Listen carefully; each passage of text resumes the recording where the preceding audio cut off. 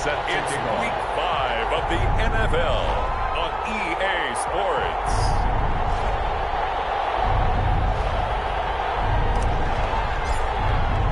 Seems like we were just starting training camp, but here we are in October, and off we go on EA Sports. This taken in about 4 yards deep. And they will elect to not bring this one out as our first drive will begin at the 25. So here's the Viking offense making their way out.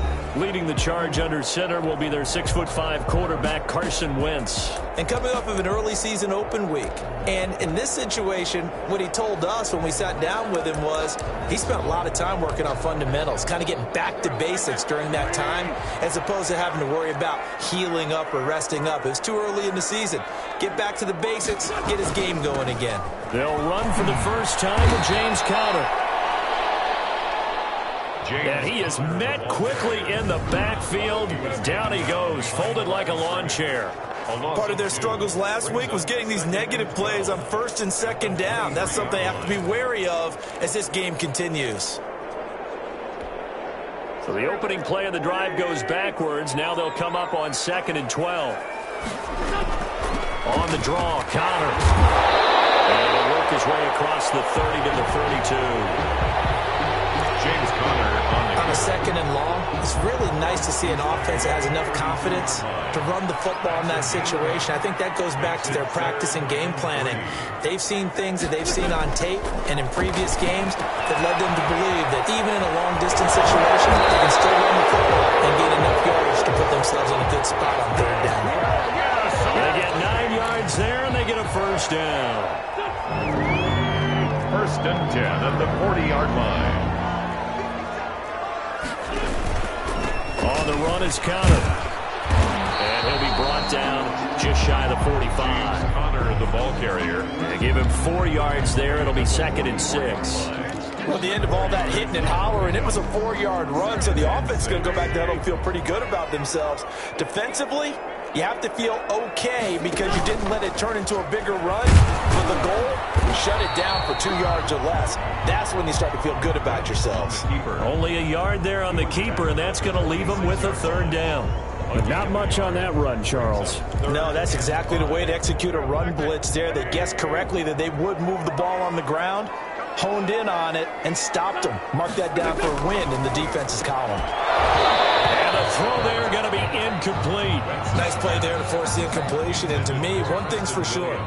When you're the underdogs and you're playing on the road, you absolutely have to get takeaways. You've got to get the ball from them. Yeah, win that turnover battle, going to be key. They didn't get one there, but you get the feeling they keep making plays like that, they might just get a few. Yeah, once you get one, defensive teams think they come in bunches. So here's a 1st and 10 now, down inside the 20.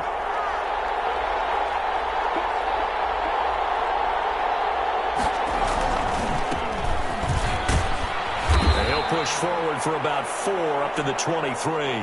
Number 30. Well, on every play call, you realize it's not going to go for a touchdown. So a lot of your calls are setting things up for maybe later in the game, trying to establish the inside run with toughness now, hopefully get to the perimeter later. And let's face it, you could do worse than a 4-yard run on 1st down. Now he's going to swing this one out to his running back. And they'll take him down at the 31-yard line. They've got good playmakers on the offensive side of the ball. I don't know what happened last week to really hurt their performance and hold down their production, but I would dare say that this week in practice, there's a lot of talk about how they're going to increase their proficiency. And that was a good start getting the playmakers involved. You mentioned that to me pregame. That's what they did there. Yeah, I think a lot of people think the coaching staff really gets on them, and that's how they motivate them. Most of these guys are self-motivated. They have a lot of pride in their performance. Call it a gain of 4 on 1st, and that'll make it 2nd down. Brandon, all things considered, they have to feel pretty good about getting that type of a gain, considering the blitz that they just had against them. Now a handoff looking right. And this is going to be an Eagles 1st down as he's able to get this up past the 40. All right, Brandon, I know we're in the early going here, but those kind of runs, they're going to open up a world of opportunities for this offense going forward.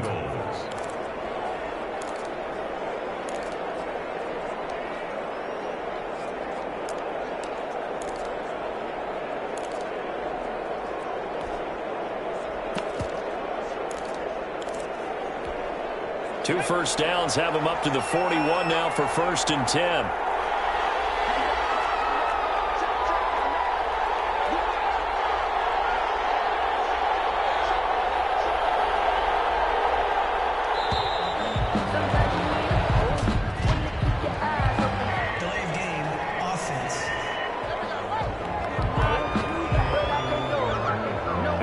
Accepted, of course, and that moves him back 5.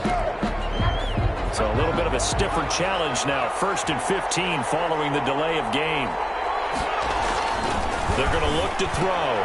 He's just going to dump this one off to his fullback out of the backfield. Now after the completion, we're going to get a timeout, an injured player. Well, he gets attended to. We'll step aside.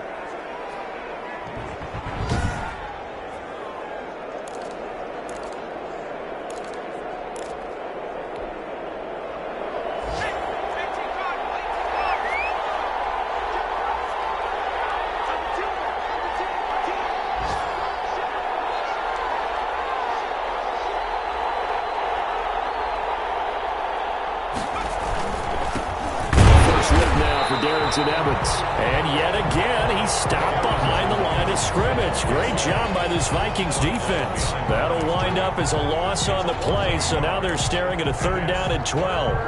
That was well played there defensively. 2 tight ends in the formation, which essentially gave him 7 blockers up front. Hard to imagine with all that size and beef that they could let a tackler through, but that's exactly what happened. A loss resulted. There is something to a game plan with trying to keep a defense honest, and with a guy with that type of speed, you do so. Send him deep, try and throw some air under it, and hope you connect downfield. On that play, they were unsuccessful.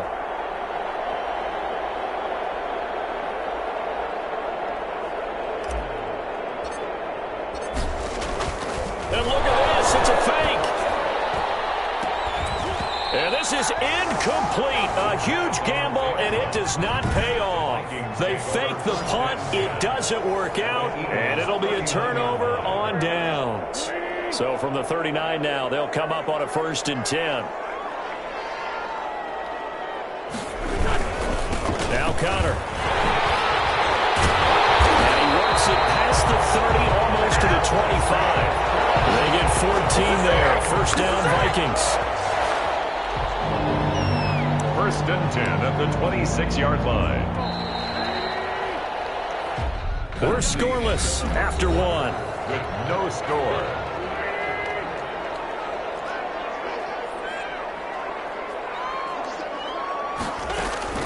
Throwing on first is Wentz. And he will find his man on the outside. And he's able to get it down to the 25-yard line. A good rally to the football keeps him to only a yard, and it's 2nd down. At the Eagles' 25-yard line. To throw, it's Wentz. Catch is made by Harry. And he will score. Touchdown, Vikings. N'Keal Harry, his 3rd touchdown now on the year, as his guys are first onto the scoreboard here this afternoon. And on that one, able to catch it, also able to have the wherewithal to take it in for the score. And how about the phases of a successful completion of a play? Flip the ball in, secure the catch, and then, of course, the run after the catch that ends up in the end zone.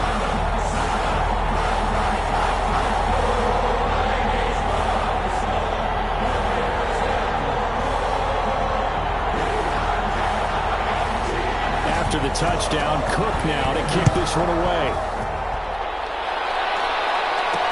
Now this will make it into the end zone.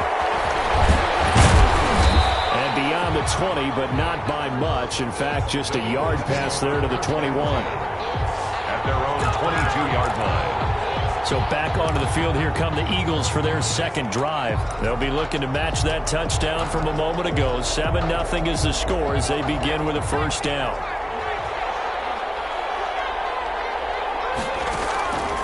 They'll try and start this drive in the air. Into heavy traffic.